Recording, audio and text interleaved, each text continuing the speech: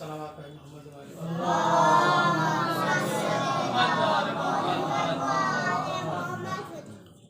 دوسری گزارش ان لوگوں سے ہے خاص کر کے جو گھر سے تشریف لائے ہیں مجلس کے لیے لیکن 2 قدم فرش ازا سے دور ہیں، اگر کسی کام میں مشغول نہ ہو تو خامخواہ ٹھنڈ میں اوس میں کھڑے رہنے کے بجائے فرش ازا پر آ جائیں تاکہ جو محبت اہل بیت کی گرمی ہے وہ اس سردی پر حاوی آ جائے۔ صلوات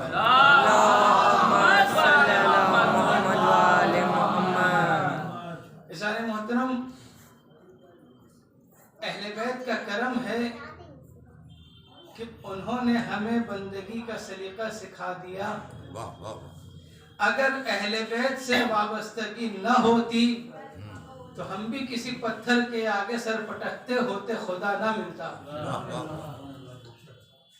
ہم بھی کسی بہتے ہوئے دریا کے آگے سر تسلیم خم کر دیتے، کسی چمکتے ہوئے پہاڑ کو اپنا خدا مان بیٹھتے۔ یہ اہل بیت کا کرم ہے کہ جنہوں نے ہمیں سکھایا ہے کہ تم کون ہو اور تمہارا خدا کون ہے۔ ورنہ انسان تو وہ ہے جو دنیا کا اتنا اسیر ہو گیا ہے کہ اسے یہ بھی نہیں معلوم کہ وہ کون ہے، وہ کیا ہے۔ جب تک انسان کو اپنی حیثیت کا پتہ نہیں چلے گا اس وقت تک انسان ہر ایک کے بہکاوے میں بھی آ جائے گا، ہر ایک کا شکار بھی ہوتا چلا جائے گا، ہر ایک سے دھوکہ بھی کھاتا چلا جائے گا۔ اسی لیے حدیث میں آیا ہے کہ مومن کیس ہوتا ہے، یعنی ہوشیار ہوتا ہے، سمجھدار ہوتا ہے، دھوکے میں نہیں آتا ہے۔ یہ اہل بیت کا کرم ہے کہ ہمیں سکھایا کہ ہم کون ہیں اور پھر یہ بتایا کہ خدا کون ہے۔ اگر اہل بیت نہ ہوتے تو ہم بھی پتھر کے پجاری ہوتے، سورج کے عبادت گزار ہوتے، لیکن اہل بیت نے سکھا دیا نحن وجہ اللہ بنا یعرف اللہ۔ آج تک لوگ یہ طے نہیں کر سکے کہ خدا کا جسم ہے کہ نہیں ہے۔ کوئی تو ایسے بھی تھے جنہوں نے پیر بنا کے جہنم میں بھی ڈال دیا، لیکن اہل بیت نے سمجھایا خدا کسے کہتے ہیں، خدا کیا ہے، پہلے ہمیں تو سمجھ لو پھر خدا تک پہنچنا۔ تم نے سورج کی چمک کو دیکھا ہے تو اسے خدا مان بیٹھے، بڑے بڑے عظیم پہاڑوں کو دیکھا اسے خدا مان بیٹھے۔ تم ہمارے پاس آ جاؤ، ہم بتائیں گے خدا خدا ہے۔ پہاڑ کو خدا نہ ماننا، کیونکہ پہاڑ کی حیثیت کیا ہے۔ ہم کہتے تو پہاڑ جگہ چھوڑ دے، ہم کہتے تو سورج پلٹ آئے۔ جب ہم ایسے ہیں تو اللہ کیسا ہوگا۔ اسی اللہ نے یہ جسے اہل بیت نے پہچنوایا ہے۔ دیکھیں اہل بیت کے راستے سے اگر آپ دین لیں گے تو دین سمجھ میں آئے گا، اور دنیا بھی اگر اہل بیت کے راستے سے سمجھیں گے تو دنیا سمجھ میں آئے گی۔ ورنہ جو دنیا والے ہیں یہ دنیا کو کسی اور نظریے سے پیش کرتے ہیں، اہل بیت نے کسی اور نظریے سے پیش کیا۔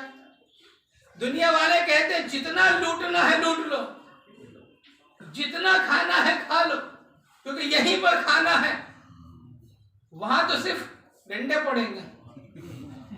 یہیں پہ کھانا ہے تو جتنا کھا لو، جیسے دل چاہے کھا لو۔ اور دیکھیے دنیا کے ستم ظریفی دیکھیے، ہمارا ہی پیسہ بینک میں ڈالیں تو ٹیکس دیں، نکالیں تو ٹیکس دیں، پھر اسی پیسے سے جا کے خریداری کریں تو ٹیکس دیں۔ اچھا کوئی چیز خرید کے لائے، یا آج کل آن لائن کا بہت زمانہ، آن لائن منگائی، کوئی سامان منگایا آن لائن منگائیے تو کتنا ٹیکس جاتا ہے؟ پہلے اس سامان کا ٹیکس، پھر کمپنی کا بیچنے کا سروس ٹیکس، پھر بینک سے آپ پیمنٹ کرتے آن لائن اس کا ٹیکس۔ یہ سب کھانے کے راستے بنائے ہیں دنیا نے۔ اگر اہل بیت سے سیکھتے تو کھانے کے راستے نہیں کھلانے کے طریقے بتاتے۔ صلوات پہ محمد اللہم صلی علی محمد وآل محمد۔ واحد قانون اسلام کا ہے جس نے آمدنی پہ ٹیکس نہیں رکھا ہے، دنیا نے آمدنی پر ٹیکس رکھا، کماؤ تو ٹیکس دو، جمع کرو تو ٹیکس دو، بینک میں رکھو تو ٹیکس دو، کہیں بھی رکھو ٹیکس دو۔ اسلام نے ٹیکس نہیں رکھا، جتنا کمانا کماؤ، جتنا کھانا ہے کھاؤ، سال بھر میں ضرورت ہے گاڑی بھی خریدو اگر حیثیت کے مطابق ہے، فضول خرچی نہیں۔ گھر کی ضرورت ہے گھر بھی خریدو بناؤ، کوئی ٹیکس نہیں۔ اب جو بچ جائے اس میں بھی سب نہیں، 20%، 5واں حصہ کسے دو؟ غیرے کو نہ دو، جو اہل بیت سے وابستہ ہو اس کو دو۔ اچھا وہ کیوں لے؟ ایک الزام ہوتا ہے نا مولوی خمس خور ہے، خمس کھاتے ہیں، یہ بھی شرف کی بات ہوتی ہے۔ وہ کیا کرے گا؟ جو اہل بیت سے وابستہ جس کو اجازت ہے کہ اسے خمس دو، وہ کیا کرے گا؟ وہ اس کے 2 حصے بنائے گا، ایک امام سے منسوب، ایک ان سادات سے منسوب جو ہیں تو اہل بیت سے لیکن غریب ہیں، عزت کا تقاضا یہ ہے کہ مانگتے نہیں ہیں، انہیں وہ مجتہد پہنچائے گا، انہیں کھلائے گا، ایک حصہ۔ دوسرا حصہ جو سید نہیں ہے وہ ان کو اس سے دیا جائے گا۔ جب سب کو مل جائے گا اب کہاں غریبی رہے گی، اب کہاں مفلسی رہے گی۔ جن شہروں میں خمس دینے کا رواج ہے وہاں کوئی غریب نہیں ہے۔ صلوات پہ محمد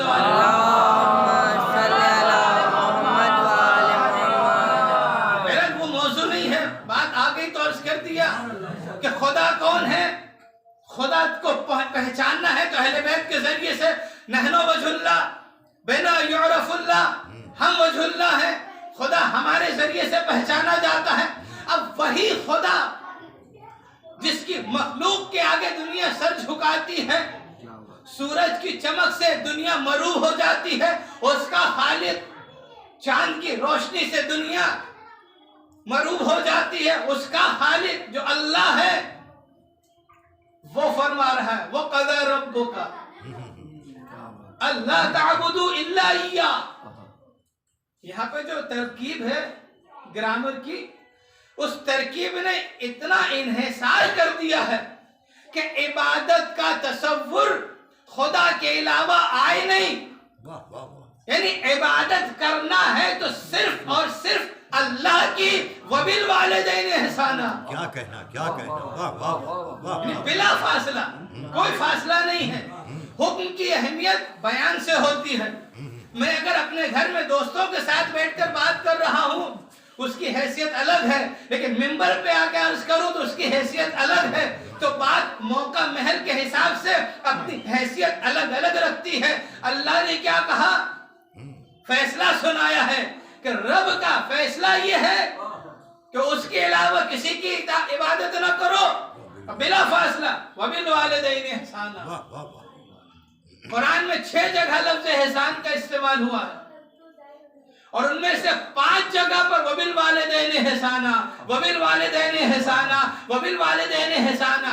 اردو والا احسان نہیں، عربی والا، یعنی جتنی نیکی ہو سکے والدین کے ساتھ کرو۔ بات یہی نہیں رکی، یہ تو اس وقت کی بات ہے عام حالات میں۔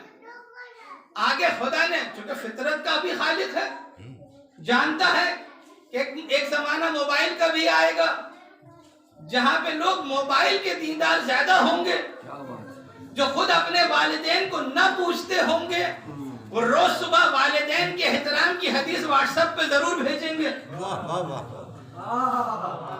بوڑھی ماں بھوکی سوئی ہے، اس کی فکر نہیں ہوگی، دنیا کی ماؤں کو کھانا کھلاتے رہیں گے واٹس ایپ سے۔ تو وہ تو جانتا تھا، اس نے سمجھ لیا تھا یہ زمانہ آئے گا لوگ ایسے ہوں گے، فوراً آگے آیت بڑھی اگر تمہارے رہتے ہوئے ان میں سے کوئی ایک یا دونوں بوڑھے ہو جائیں، یہی تو کمال کا لفظ ہے، وَلَا تَقُلْ لَهُمَا اُف۔ اُف کسے کہتے ہیں؟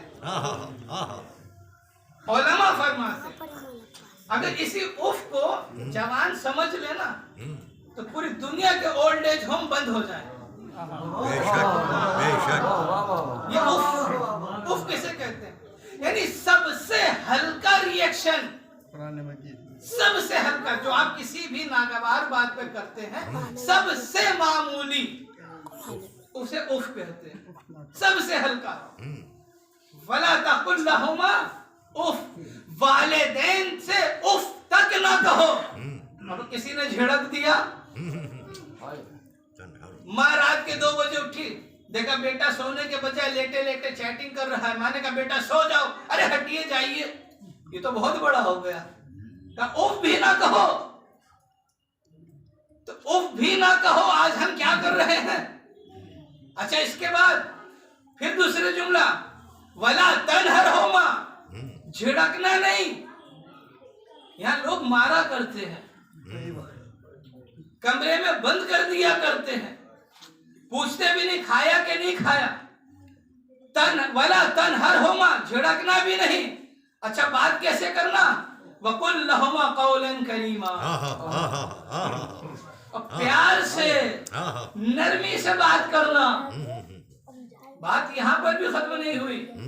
और जब जाना तो तुम लाख अमीर हो जाओ, लाख प्रधानमंत्री हो जाओ, दुनिया के अख्तियार आ जाए, वक़्फ़िज़ लहुमा जनाह ज़ुल्ल मिनर रहमा, जाना तो बाजुओं को झुका के जाना।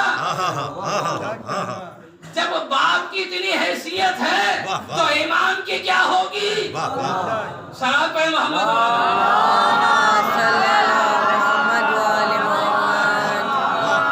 झुक के जाना, अपने बाजुओं को शानों को झुका के जाना, ऐसे जाना जैसे एक कैदी एक हाकिम के सामने जाता है। क्या कहना, वाह वाह। ऐसे जाना। और वकुल रब्बिरहमहुमा कमा रब्बयानी सगीरा। बस मैं इसी टुकड़े पे मजलिस अर्ज करूंगा, बाकी बातें इंशाअल्लाह फिर कभी। ये जो है जुमला परवरदिगार, ये आखिरी जुमला क्या, कुल कहो रब्बिरहमहुमा, ऐ मेरे परवरदिगार इन दोनों पर रहम कर। कैसा रहम, कमा रब्बयानी सगीरा। बस इसी जुमले पे तो सारा काम है। यहां तक बात जो थी वालिदैन के हक में थी, ये जुमला हम समझते वालिदैन के हक में है, नहीं, वालिदैन के खिलाफ भी हो सकता है। वो कैसे, आपने तरबियत कैसी की है। अब आइए फिर आयत, कुल रब्बिरहमहुमा, परवरदिगार इन दोनों पर रहम कर। कैसा रहम, कमा जैसा, कमा रब्बयानी सगीरा, जैसे उन्होंने बचपने में तरबियत दी है, नमाज सिखाई होती तो रहम होता, बेनमाजी बनाया तो डंडे पड़ेंगे। सलावत पे मोहम्मद हम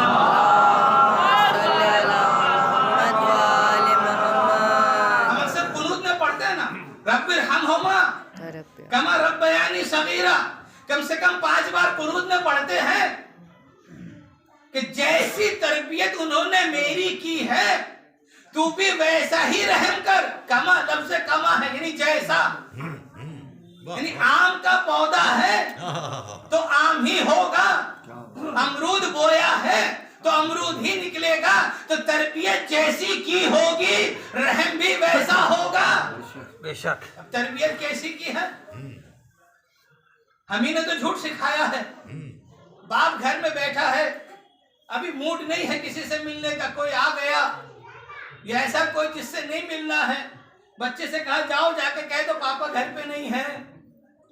तो कभी कभी बच्चा इतना मासूम होता है तो जाके यही कह देता पापा कह रहे कि घर पे नहीं है। उसे ना झूठ पता, उसे ना बहाना पता, उसे ना ये पता कि झूठ हराम है, उसे ना ये पता कि खिलाफ शरीयत है। उसने तो बाप पे भरोसा किया था, हमने झूठ सिखाया, अब उसने ये सीख लिया। अब जब बड़ा हुआ तो वही पैतरा इस्तेमाल किया। था क्रिकेट के मैदान में, बाप ने फोन किया कहाँ हो, अब्बा मस्जिद में हूँ। झूठ कह रहे हो, आप ही ने तो सिखाया था, कमा रब्बयानी सगीरा। वाह वाह वाह वाह। सलावत पे मोहम्मद वाले।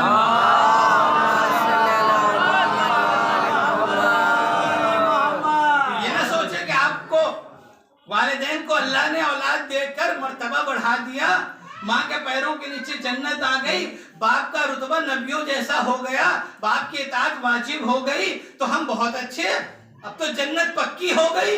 नहीं नहीं, कमा रब्बयानी सगीरा ने सब रोक दिया। अगर अच्छा दोगे तो अच्छा मिलेगा, अच्छा दिया होगा तो अच्छा मिलेगा। रब्बिर हम होमा कमा रब्बयानी सगीरा।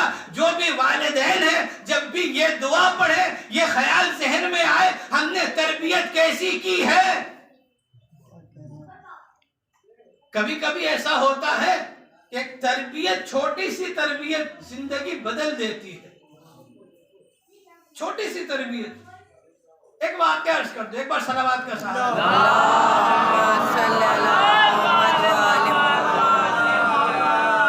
ज़ाहिरन अल्लामा हिल्ली का वाक़या है, उनके वालिद का। अल्लामा हिल्ली उस वक्त बहुत छोटे से थे, 5-6 साल की उम्र थी। खेल रहे थे गली में, एक खातून पानी लेकर जा रही थी, सर पे वो पानी की जो क्या खिलिया वगैरह होती वो लेकर। उन्होंने खेल खेल में पत्थर उठाया और मारा, और इत्तेफाक से वो टूट भी गई। अभी का जमाना होता तो माँ बाप कहते, देखा मेरे बेटे का निशाना कितना अच्छा है। यही होता है ना। कहीं किसी जगह मजलिस में गया बच्चा और पौधे से फूल तोड़ दिया, और किसी मेजबान ने कहा, घर वाले ने कहा, भाई मेरा फूल तोड़ दिया, तो आपका फूल तो आ जाएगा, मेरे बेटे को देखिए कितना ज़हीन है। आपने उसी दिन उसकी किस्मत खराब कर दी। तो वो आलिम थे, उसको जानते थे कमा रब्बयानी सगीरा। जब घर तक बात पहुंची कि आपके बेटे ने ढेला मार के फला की ठेलिया को तोड़ दिया है, अब सोच में पड़ गए। बेटे से कुछ नहीं कह रहे, अब सोच में पड़ गए, अपनी पूरी जिंदगी को खंगाल दिया। जिंदगी ऐसी हो जो खंगाल सके, ये तो पता ही नहीं चलता कि जिंदगी गुजरी कैसे है। पूरी जिंदगी को देख लिया, कहीं कोई बात नहीं मिली। फिर आके सौदे से पूछते हैं, तुमने तो कोई ऐसा काम नहीं किया। ज़ौजा ने भी सोचना शुरू किया। सोचते सोचते याद आया, कहा जब ये मेरे शिकम में था तो मैं पड़ोसी की फला जगह गई थी, वहां अनार का दरख्त लगा हुआ था और बहुत दिनों से अनार नहीं खाए, देखकर दिल चाहने लगा। पैसे इतने थे नहीं जो खरीदे, और गैरत ने गवारा नहीं किया कि मांगे, तो मैंने चुपके से एक सुई चुभोई अनार में और निकाल लिया। उसका जो रस आया उसे चाट लिया। तो कहा बस यही है गलती, मुझे समझ में आई। उन्होंने सर पीट लिया, अगर तुम सुई न चुभोती तो आज ठेलिया न टूटती। तो जी, तो एक इतने से काम का जो शायद मकरू भी ना हो, खिलाफ अदब भी ना हो, इतने से काम का ये असर हुआ। तो अगर आज कोई जवान स्कैमिंग कर रहा है तो माँ बाप को सोचना चाहिए कल क्या खिलाया था। क्या कहना, क्या कहना। वाह वाह वाह, जज़ाकल्लाह जज़ाकल्लाह, वाह वाह, मरहबा मरहबा। आज कुछ गलत काम हो रहा है, वाह वाह, तो खिलाया क्या था, पाला कैसा था। उलमा फरमाते, एक बुजुर्ग आलिम दीन का जुमला, कि जितना छोटा बच्चा 5-6 महीने 8-10 महीने का बच्चा अपने बाप पर ईमान रखता है, अगर उतना ईमान हम खुदा पर रखते, जो बच्चा बाप पे भरोसा करता है, ईमान रखता है, तो हम किसी तरह का गुनाह का तसव्वुर भी ना करते। अब आप कहिए वो कौन सी बात, कैसे? आप एक बच्चे को फर्ज कीजिए, आप में से बहुत से माशाल्लाह छोटे बच्चे होंगे, आप बच्चे से खेलते हुए बच्चे को उछाले हवा में, जब आपने जितनी ताकत से उछाला उतना ऊपर वो गया, उसके बाद वो नीचे आता है, रोता नहीं है, हंसता है, खेलता है। उसी वक्त आप रोक लीजिए बच्चे को और खुदा उसे कुव्वत गोयाई दे दे। आप पूछिए बच्चे से, रोए क्यों नहीं? बाप ने हवा में उछाला था, तो बच्चा कहेगा यकीन है کہ میرا باپ مجھے گرنے نہیں دے گا، کیا کہنا کیا کہنا، واہ واہ واہ، اس کے ہوتے ہوئے میں گر نہیں سکتا۔ وہ اچھال رہا ہے، بچہ ہنس رہا ہے، کھیل رہا ہے، اسے یقین ہے کہ یہ گرنے نہیں دے گا۔ یہ بڑا ہو کے کیوں بھول جاتا ہے اللہ ہے بچانے والا۔ اس نے اس وقت بھی رزق دیا جس وقت دنیا کی کوئی طاقت ہمیں رزق نہیں دے سکتی تھی۔ بے شک، جب ہم شکم مادر میں تھے، ایک تاریخ سی دنیا میں، وہاں پر اسی خدا نے انتظام کیا کہ ہمیں رزق پہنچ جائے، ہمیں رزق مل جائے۔ کبھی ہمیں رزق کی کمی نہیں ہوئی، تو دنیا میں آ کے کیسے بھول جاتے ہیں کہ وہ بھوکا نہیں رکھے گا۔ بس یہ ہے کہ ہم ایمان نہیں رکھتے ہیں، ہم آج کو دیکھتے ہیں اور ان لوگوں کو دیکھتے ہیں جن کے پاس بہت دولت ہے، ہم بھی سوچتے ہیں ان کے جیسے ہو جائیں۔ کیا پتا ان کی وہ دولت آزمائش کے لیے ہو، کیا پتا ہماری یہ غریبی ہمارا شرف ہو۔ کیا کہنا، کبھی ایسا ہوتا ہے جیب ہلکی ہوتی ہے تو سجدے میں خلوص ہوتا ہے، اور جیب بھاری ہوتے ہی سجدہ ہلکا ہو جاتا ہے۔ تو آپ کو سجدے کا وزن چاہیے، یہ جیب کا وزن چاہیے۔ جنتیں جیب کے وزن سے نہیں ملتی ہے، سجدوں کے وزن سے ملتی ہے۔ واہ واہ واہ واہ، صلوات پہ محمد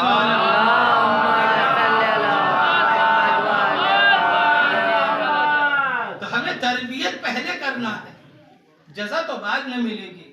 رب ارحمہما کما ربیانی صغیرا، ہم نے سکھایا کیا ہے، اور معاشرہ اسی تربیت پہ تو منحصر ہے، اسی تربیت پہ منحصر ہے۔ اگر تربیت نہیں ہوتی، اہل بیت نے تربیت کا نظام بنایا ہے، کتابوں میں موجود ہے، علماء نے بتایا ہے، بتا رہے ہیں مسلسل کہ مجلسیں کیوں ہوتی ہیں۔ کبھی آپ نے سوچا، خاص کر نوجوانوں کے لیے، بزرگ تو بہتر جانتے ہیں کہ ہم ہر بات میں مجلس کرتے ہیں، کوئی خوشی ہو تو مجلس، کسی کا انتقال ہو جائے تو مجلس، کوئی تاریخی مناسبت ہو تو مجلس، محفل میں بھی تقریر ہی ہوتی ہے۔ تو سب جگہ ذکر اہل بیت کیوں ہوتا ہے؟ یہ اس لیے نہیں ہوتا ہے کہ ہم بھی دوسرے مذاہب کی نقل کر کے ایک ذکر کر لیں، نہیں، یہ تربیت کے لیے ہوتا ہے۔ یہاں سے سیکھتے جاؤ اور زندگی کو سنوارتے جاؤ۔ لیکن ہم نے کمی کیا کر دی، آتے ہیں مجلس سننے، لیکن گھر صرف تبرک جاتا ہے، مجلس نہیں جاتی۔ جس دن مجلس جانے لگے، پھر دیکھیے سکھانا نہیں پڑے گا، بتانا نہیں پڑے گا، ہر بچہ دیدار ہوگا۔ بے شک، آج کے دور کی ایک بہت ہی اچھی بات جو میں نے اکثر جگہوں پہ دیکھی، آپ نے بھی ملاحظہ کیا ہوگا، بہت اچھی بات ہے، ہمارا اکثر جوان دہاڑی رکھتا ہے، اکثر جوان، اس سے پہلے یہ چیز کم تھی، داڑھی رکھتا ہے۔ اب وہ کسی بھی وجہ سے رکھے، کوئی وراٹ کوہلی کو دیکھ کے رکھے، رکھا کرے، داڑھی تو ہے، داڑھی تو ہے۔ آپ جو بھی کٹ رکھ لیجئے، کوئی نیا نہیں ہے، فرشتے سب جانتے ہیں، وہ صرف دیکھیں گے داڑھی ہے کہ نہیں ہے، چاہے کسی بھی اسٹائل کی ہو، داڑھی تو ہے، کم سے کم اسے جھجک تو نہیں ہو رہی ہے داڑھی رکھنے میں۔ ہاں یہ الگ بات ہے کہ داڑھی رکھیے داڑھی کی طرح، داڑھی کی طرح، ایک عمر کا تقاضا ہوتا ہے، ایک چہرے کی ساخت ہوتی ہے، اس کے اعتبار سے ہونا چاہیے۔ اسلام نے نہیں کہا کہ اپنے کو مجنون بنا لو، ان اللہ جمیل یحب الجمال، خدا خوبصورت ہے، خوبصورتی کو پسند کرتا ہے، بھگل بنا کے نہ رکھو، دینداری خوبصورتی میں بھی ہوتی ہے۔ کیا کہنا، بات یہی ہوتی تھی، پہلے لوگ مومن اسی کو کہتے تھے جس کا کپڑا بغیر پریس کیا ہوا ہو، جس کی داڑھی بڑھی ہوئی ہو، جس کے بدن سے کوئی پرفیوم کی خوشبو نہ، پسینے کی بدبو ہے، بس وہی مومن۔ جہاں پرفیوم کی خوشبو آئی، یہ کیا بات ہے، آپ کیسے مومن؟ جہاں پریس کیا ہوا کپڑا پہنا، نظریہ بدل گیا۔ آج بھی بہت سے علاقوں میں ہے، اگر آپ نے پریس کیا ہوا کپڑا پہن لیا، مجلس میں چلے گئے، تو بہت سے لوگ تو آگے بیٹھنے بھی نہیں دیتے۔ اسلام نے تھوڑی کہا ہے کہ تم جنگلی بنے رہو، ان اللہ جمیل یحب الجمال، خدا خوبصورت ہے، خوبصورتی کو پسند کرتا ہے، یعنی دیندار بنو صفائی کے ساتھ۔ جب داڑھی خوبصورت ہوگی تو جو بھائی نہیں رکھتا ہوگا وہ بھی رکھے گا۔ جب اچھے کپڑے میں ایک جوان خوبصورتی کے ساتھ آ کے نماز پڑھے گا تو جو بھائی نماز نہیں پڑھتا ہوگا پھر وہ بھی پڑھے گا۔ اسلام یہی تو کہتا ہے اکیلے نمازی نہ ہونا، معاشرے کو لے کر نمازی ہونا، اکیلے دیدار نہ ہونا، معاشرے کو لے کر دیدار ہونا۔ یہ کہاں سے دینداری آئے گی؟ یہ گھروں سے آئے گی۔ جب گھر میں تربیت ہوگی، جب گھر میں صبح نماز سے ہوگی، جب گھر میں صبح تلاوت سے ہوگی تو دینداری آئے گی۔ جب یہ دینداری سکھائیے گا تب حق رکھتے ہوں گے ہر والدین رب ارحمہما کما ربیانی صغیرا۔ اور اگر یہ نہیں سکھایا تب بھی آیت تو وہی ہے، پھر وہاں حساب دینا پڑے گا۔ جب پوچھیں گے کہ ہمیں سزا کیوں مل رہی ہے تو جواب ملے گا آج تمہارے بیٹے نے دعا کی ہے اسی کی سزا مل رہی ہے۔ کیا دعا کی سزا؟ کہ اس نے یہی کہا کہ پروردگار جیسی تربیت انہوں نے کی ہے ویسے ہی جزا دے دے۔ تم نے جھوٹ سکھایا تھا تو اس کے ڈنڈے بھی کھانے ہوں گے، تم نے غیبت کرنا سکھایا تھا تو اس کی سزا بھی بھگتنا ہوگی، تم نے رزق حلال کمانا نہیں سکھایا تھا اس کی سزا بھی بھگتنا ہوگی۔ آئیے رزق پہ بات ہو رہی ہے تو بس یہیں سے بات سمیٹتے ہوئے مرتبہ مسائب دینا ہے۔ دیکھیں 4 صورت ہے، 5ویں نہیں ہے۔ 4 صورت ہے، 5ویں نہیں۔ کون سی 4 صورت؟ رزق حلال یعنی کمایا حلال طریقے سے اور خرچ کیا حلال میں، پہلی صورت۔ کمایا حلال طریقے سے، خرچ حرام میں کیا، دوسری صورت۔ کمایا حرام طریقے سے، خرچ حلال میں کیا، تیسری صورت۔ کمایا بھی حرام طریقے سے، خرچ بھی حرام میں کیا، چوتھی صورت۔ اس کے علاوہ 5ویں کوئی ہے؟ یہی 4 صورت ہے۔ اب اس میں 3 صورت تو غلط ہے، چوتھی صحیح ہے۔ صلوات پہ محمد وعلی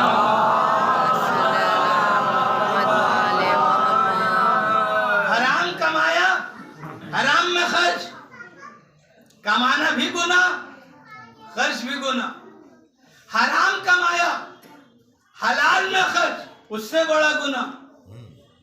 کمایا حرام اور اس نجس پیسے کو حلال میں خرچ کیا۔ یعنی مثال دے دوں، اسکیمنگ کی رات میں جمعے کے بعد بریانی بانٹ دی، کیا ہوا؟ کمایا حرام اور رزق کے حلال میں خرچ کر دیا، ڈبل گناہ۔ ادھر کمانے کا گناہ، ادھر نجس پیسے کو پاک چیز میں خرچ کرنے کا گناہ۔ اچھا یہ نہیں سوچتے ہیں کہ ہم مجلس کس کی کر رہے ہیں؟ مجلس ہے حسین کی، ذکر ہے اہل بیت کا، اہل بیت بھی پاک، حسین بھی پاک، جن کی طہارت کی سند قرآن لے، ان کے نام پہ نجس پیسہ۔ صلوات پہ محمد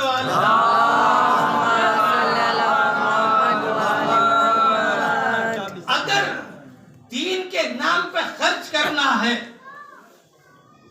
مجلسوں میں خرچ کرنا ہے، امام باڑوں میں خرچ کرنا ہے تو حلال کماؤ،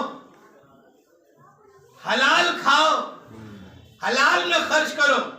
ایک مثال قرآن سے آپ سب جانتے ہیں، شہد ہے نا، اصلی شہد جو ملاوٹی ملتا ہے وہ نہیں، جس میں 99% شکر ہوتی ہے وہ نہیں، جو اصلی شہد ہوتا ہے کیا ہے؟ قرآن میں ذکر ہے اس کا۔ شہد کی مکھی کا جب ذکر آیا ہے تو کہ وہ حلال کھاتی ہے، یعنی پھولوں کا رس لیتی، حلال طریقے سے حلال کھایا اور اس حلال سے اس نے شہد بنایا حلال۔ جب حلال سے حلال بنا فی ہے شفا، قرآن نے کہا فی ہے شفا، یعنی اس میں شفا ہے سب کے لیے۔ یہ نہیں کہ کوئی مومن ہو تو شفا ہے، نہیں، کوئی کافر بھی کھائے تو شفا ہے۔ تو جب مکھی کے حلال میں اتنی شفا ہو تو انسان کے حلال میں کتنی شفا ہوگی؟ اب نہ پوچھئے کہ معاشرے سے برکت کہاں غائب ہو گئی، بیماری کیوں رائج ہو گئی، کہیں غذائیں حرام تو نہیں۔ वाह वाह वाह सलावत पे मोहम्मद वाले सल्ली अला मोहम्मद व आले मोहम्मद। हमें हमारी बिरयानी इमाम हुसैन को नहीं चाहिए, मोहताज नहीं है। इमाम हुसैन को हमारे कबाब पराठे नहीं चाहिए, अच्छे खाने कुछ नहीं चाहिए, खुलूस चाहिए, दीनदारी चाहिए। क्या इमाम बिरयानी से खुश हो जाएंगे? जो चप्पल उठाने पर कद आदम खजाना का गुलाम को दे दे, क्या कहना, वाह वाह वाह, जो साहिल को ऐसा नवाज दे कि फिर वो गरीब नवाज बन जाए, क्या कहना, क्या बिरयानी के मोहताज है? वो तो खुलूस देखते हैं कि तुम दिल से क्या करते हो। अगर दिल से पानी भी पिला दिया तो ये पानी भी बहुत है। तो जो भी दीन के लिए करें खुलूस से करें, कम होने में शर्माए नहीं, क्योंकि कम और ज्यादा ये हमारे हाथ में नहीं है। हमारे हाथ में खुलूस और हलाल है। हम हलाल कमा सकते हैं, लेकिन हम भूल जाते हैं कि कल हिसाब देना होगा। जब हिसाब होगा उसमें पाई पाई का हिसाब होगा। और दुनिया तो आज डिजिटल सिस्टम के पीछे जा रही है ना। अल्लाह ने बनाया ही डिजिटल सिस्टम है। कोई पेपर है? खुदा के हिसाब में कोई पेपर है? न बच्चा दुनिया में आता है तो कोई पेपर लेके, न जाता है तो कोई पेपर लेके। कभी ऐसा होगा हिसाब पेपर में होने लगे तो कम से कम हर आदमी की 10 कब्र होगी। एक में खुद जाएगा, 9 में नामाए अमाल जाएंगे। तो खुदा ने डिजिटल सिस्टम रखा है, और ये डिजिटल सिस्टम इतना अपडेट है, इतना जेन्युइन है कि इसको न किसी सदी में अपडेट करना पड़ता है, न किसी साल में अपडेट करना पड़ता है। ये जो बना ही था अपडेट, इसमें जमाना बदलता जाए वो सिस्टम वैसे ही रहेगा। इसकी मिसाल सामने की है। अभी आपने मरहूम के नाम से फातिहा पढ़ा, फातिहा आपने पढ़ा, जज़ा उनको मिलेगी। क्या मिलेगी जज़ा? कभी सेब बन के मिलेगी, कभी खाने बन के मिलेगी, कभी रुतबा बढ़ के जज़ा मिलेगी। पढ़ा तो था फातिहा, वहां क्यों? इसको समझा दिया जाए। मुख्तसर सी बात, फातिहा क्यों पढ़ते हैं? फातिहा जो होती है शान सवाब के लिए एक बार सूरह हम 3 बार सूरह तौहीद क्यों पढ़ते हैं? कभी सोचा है इस पर? जान के पढ़िएगा, ज्यादा मजा आएगा। सूरह तौहीद, इसकी कुरान में हैसियत यह है 1/3 कुरान के बराबर है। वैल्यू, इसकी जो वैल्यू है 1/3 कुरान। आपने 3 बार सूरह तौहीद पढ़ी, एक बार जब पढ़ी 1/3 कुरान, दूसरी बार पढ़ी 2/3 कुरान, तीसरी बार पढ़ी मुकम्मल कुरान, उसके ऊपर सूरह हम्द। तो जितने मोमिनीन हैं सब ने एक कुरान खत्म किया और सूरह हम्द भी पढ़ी। और खुदा का सिस्टम इतना डिजिटल है, जितने लोगों ने पढ़ा उतना जोड़ेगा नहीं, ज़र्ब करेगा, मल्टीप्लाई होगा। 100 में 100 मल्टीप्लाई कितना हुआ? हर एक को सवाब भी मिलेगा और उस मरहूम को भी उतना मिलेगा। तो कुरान का सवाब, सूरह हम्द का सवाब, फिर ये मजलिस का सवाब। और खुदा की यहाँ इतना करम है कि सबको मिलेगा, कटौती नहीं होगी। कुछ लोग ये सोचते हैं कि कहीं कमी ना हो जाए, इसलिए अगर किसी की तरफ से मजलिस और फातिहा के लिए कोई और भी नाम दे दे तो रोक देते हैं। सोचते हमने मजलिस कराई है, एक नाम दिया है तो सवाब 100%, एक नाम बढ़ गया तो 50-50 नहीं। खुदा 50-50 नहीं करता, 100 उनको भी मिलेगा। और अगर खुलूस से कराया होगा तो 100 + 100 200 नहीं होगा, बल्कि 100 × 100 हो जाएगा। तो ये डिजिटल सिस्टम है। तो यहाँ पढ़ा हमने, सवाब हमें भी मिला, सवाब उन्हें भी मिला। तो ये औलाद का फर्ज है कि अगर वालिदैन में से कोई एक या दोनों रुखसत हो जाए तो कम से कम फातिहा तो रोज पढ़ा करे। लोग समझते हैं 40वें में बिरयानी बांट दिया तो मेरे अब्बा को जन्नत मिल जाएगी। ये गलत फहमी है। जन्नत बिरयानी से नहीं मिलती है, खुलूस से मिलती है। और जिन इलाकों में ये राइज है وہ افسوس کی بات ہے کہ بیٹا باپ کا غم منائے یا بریانی کا غم منائے. پتہ چلا آدھی جائیداد آدھا مکان باپ کی بیماری میں ختم ہوا, باقی آدھا 40ویں کی بریانی میں بک گیا. تو یتیم تو ہوا تھا, مرض نے یتیم کیا اور معاشرے نے بے گھر کر دیا. یہ چیز بند ہونی چاہیے. جس کے پاس حیثیت ہے وہ کرے, منع نہیں ہے, جتنا کر سکتے ہیں, لیکن جس کے پاس نہیں ہے معاشرہ اسے مجبور بھی نہ کرے. جو خوشی سے کرے, جو خوشی سے کرے, جو حیثیت کے اعتبار سے ہو. کچھ علاقوں میں تو دوسرا ولیمہ کہا جاتا ہے 40ویں کو. یہ معاشرے کی بے حسی ہے. معاشرہ یا مرحوم کو ثواب وہی ملے گا جو اس کی اولاد خوشی سے کھائے. ایک واقعہ بہت مختصر سے عرض کر دوں. میرے والد اکثر کہا کرتے تھے کہ میرے مرنے کے بعد جب بھی میرا فاتحہ کھلانا دینا, میرے نام سے فاتحہ دینا, کسی کو کھانا مت دینا, تم لوگ کھا لینا, زیادہ خوشی ہوگی. اگر یہی رائج ہو جائے معاشرے میں, کیا کہنا, بہت سی جگہوں پہ ڈرا جاتا ہے کہ فاتحہ کا کھانا گھر میں نہ کھاؤ, کسی کو کھلا تو پتہ چلا بچے بھوکے سو گئے, بریانی کوئی اور کھا رہا ہے. نہیں, اگر بچے سو جائیں. ایک شخص کی عادت تھی ہر جمعرات والدین کے لیے فاتحہ کرواتا تھا اور بریانی لے کے آتا تو اس پہ فاتحہ ہوتی تھی, اور بیٹے سے کہتا تھا کسی کو دے آؤ. جو محلے میں 1-2 شخص معین ہو جاتے, 1-2 گھرانے, وہاں دے آؤ کھانا, وہ دے آتا تھا. ایک دن بھائی بہن نے سوچا باپ تو پوچھتا نہیں ہے پلٹ کے, اور ہمیں کھانا اچھا ملتا نہیں ہے, کیوں نہ اس دفعہ ہم لوگ کھا لے کھانا. تو بھائی بہن نے یہ سیٹنگ کر لی. باپ نے وہ پیکٹ دیا, جاؤ کھانا دے آؤ. بچے گھر سے نکلے, راستے میں کہیں چھپ کے بیٹھ کے کھا لیا. اس کے بعد گھر چلے آئے, باپ نے پوچھا دے دیا, کہاں دے دیا, بات ختم ہو گئی. رات کو جب باپ سویا تو خواب میں دیکھا اس کے والدین آئے, بیٹا بہت شکریہ, آج تمہارا کھانا پہنچا, آج ہمیں ثواب ملا. کہ ہم تو ہر ہفتے فاتحہ دلاتے تھے, آج کیوں؟ کہ نہیں, ہمیں آج ہی ملا. اب وہ اٹھتا ہے, بچوں کو اٹھاتا, بتاؤ کھانا کسے دیا تھا. اب بچے ڈرے, اسے پتا تو نہیں چل گیا.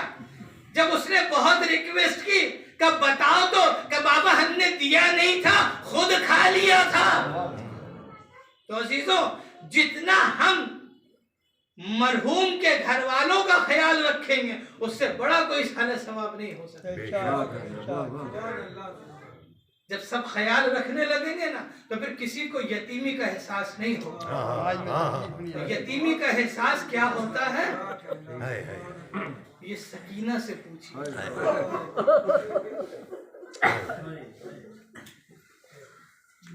جس کے بھی والدین, والد کا سایہ سر سے اٹھ جائے وہ یتیم ہوتا ہے, لیکن سکینہ سے بڑا کوئی یتیم نہیں. اس بچی کو تو پتا بھی نہیں تھا یتیم کہتے کسے. یتیمی ہوتی کیا ہے.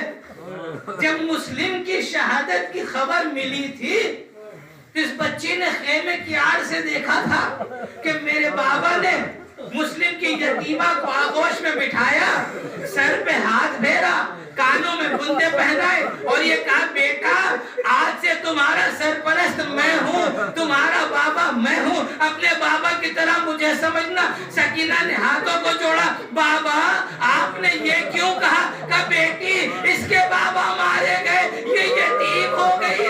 سکینہ کو امید تھی کہ عصر عاشور کے بعد جو شام میں غریبہ ہوگی کوئی آ کے تسلی دے گا, کوئی سر پہ ہاتھ رکھے گا, لیکن قیامت گزر گئی. کسی نے تماچے لگائے, کسی نے بندے چھینے, کسی نے سر سے ردا چھینے.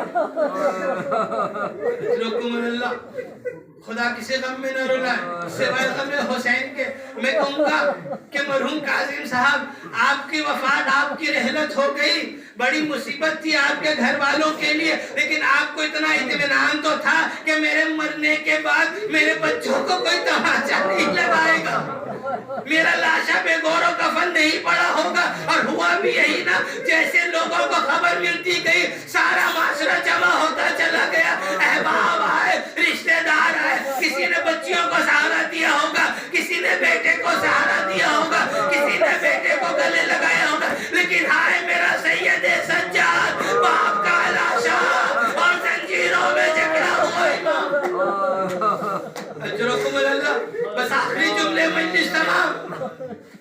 جب 11ویں محرم کو یہ قافلہ گزر رہا ہے مقتل سے, ہر بی بی نے خود کو اپنے اپنے شہیدوں پہ گرا دیا. زینب نے حسین پہ خود کو گرا دیا. بھیا سے رخصت ہو کر ایک مرتبہ نظر پڑی, دیکھا سید سجاد لرز رہے ہیں, بدن سرد پڑ چکا ہے. ایک مرتبہ خود کو سنبھالا, بھیا سے رخصت ہوئی اور آتی ہے, اے بیٹا سید سجاد تمہاری طبیعت تو ٹھیک ہے نا, یہ کیا حالت دیکھ رہی ہوں, کیا تمہاری روح نکلنا چاہتی ہے؟ کہا پھوپھی اماں وہ جوان کیا کرے جس کے باپ کا لاشا ہو, اور جوان اتنا بے بس ہو کہ باپ کو دفن نہ کر سکتا ہو. کتنی سخت منزل تھی سید سجاد کے لیے, کتنی سخت منزل تھی, لیکن عزیز و اسلام کے لیے یہ بھی گوارا کر لیا. ایک وہ مرحلہ تھا جو رات کی تاریکی ہو رہی ہے, اب اس بچی کو جو یتیم ہوئی ہے, جسے ابھی تک نہیں سمجھ میں آیا یتیمی کسے کہتے ہیں, رات کی تاریکی میں ایک مرتبہ نیند کا غلبہ ہوا, مقتل کی جانب پڑی, اس لیے کہ آج تک بچی کبھی اپنے بستر پہ نہیں سوئی تھی, باپ کے سینے پہ سوئی تھی نا. آج باپ کی کمی بہت محسوس ہو رہی ہے. دوڑی بھی چلی, یہ آبت ہے, یہ آبت ہے, بابا کہاں ہو, بابا کہاں ہو. کچھ دیر کے بعد زینب نے محسوس کیا سکینہ نہیں ہے, دوڑتی بھی آئی مقتل کی جانب. ام کلثوم ساتھ میں ہے. ایک جانب سے ایک سوار آتا نظر آیا, پوچھا بھائی تو نے کسی بچی کو دیکھا؟ کہ بچی کو دیکھا تو نہیں, لیکن اس نشیب سے کسی بچی کے رونے کی آواز آ رہی تھی. آواز میں اتنا درد تھا کہ میرے گھوڑے نے پانی پینا چھوڑ دیا. زینب اسی اشارے پہ پہنچی, دیکھا ایک لاشا ہے جس کے نہ سر ہے نہ بدن پہ کپڑے مناسب ہیں. سکینہ اسی لاشے پہ لپٹ کے سو رہی ہے. کہاں پہ سو رہی تھی پتہ ہے, میں نے پڑھا تو نہیں ہے, لیکن ایک بزرگ سے سنا ہے سکینہ بہت دیر تک کھڑی رہی, یہی سوچ رہی تھی سر رکھوں تو کہاں رکھوں, سر رکھوں تو کہاں رکھوں, اس لیے کہ پورے بدن میں زخمی تیر لگے ہوئے, پورا بدن زخمی ہے. محسوس کرتے کرتے پاؤں کی جانب کچھ جگہ ملی, سکینہ نے پاؤں پہ سر رکھ دیا. اے بابا آپ کہاں چلے گئے, مجھے تماچے لگے, میرے کانوں سے بندے چھینے. زینب نے اٹھایا, بیٹا اٹھو, یہ کس کی قبر ہے, یہ کس کی لاش ہے؟ کہ پھوپھی اماں بابا کی لاش ہے. کیا تم نے پہچانا کیسے, نہ کپڑے ہیں نہ جسم پہ سر ہے. کہ پھوپھی اماں جب مجھے بابا کی یاد آئی اور نیند آنے لگی, میں آواز دے رہی تھی بابا کہاں ہو, بابا کہاں ہو. اسی لاشے سے آواز آئی الیہ الیہ یا بنیہ, میں بابا کے پاس آ گئی, میں نے بابا کو صبر اداس.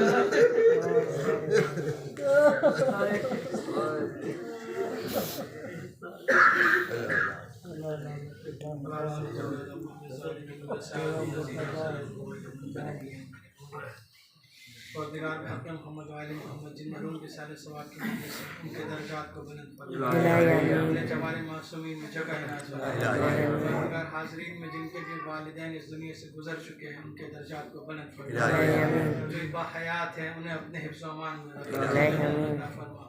بیمار ہے بیمار کربلا کا واسطہ انہیں شفا کاملہ عاجلہ فرما. جو بے روزگار ہیں انہیں روزگار عنایت فرما. جو بے اولاد ہیں انہیں اولاد عنایت فرما.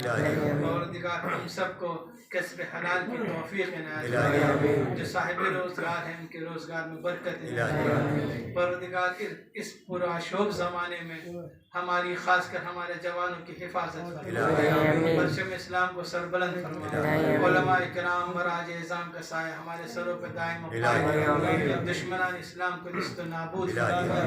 ربنا تقبل منا انک انت السمیع العلیم۔ آپ حضرات ایک بار سورہ حمد 3 بار سورہ توحید کی تلاوت فرما کر مرحوم سید کاظم حسین ابن مرحوم سید نصیر حسین رسول کی